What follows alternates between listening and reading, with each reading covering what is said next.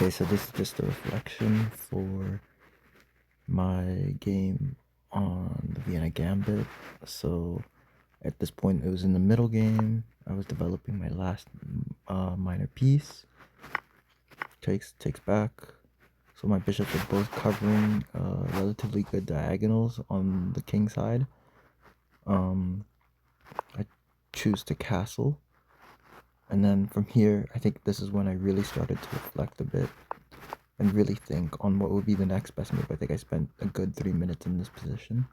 I then figured out from this position that the knight has, my opponent's knight has relatively limited mobility, and my bishop is in a really good position.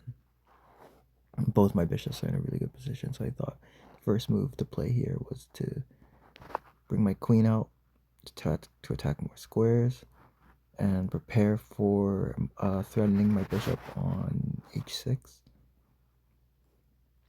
which would effectively, because the pawn can't take, and if the pawn moves up, it's an easy capture for my rook.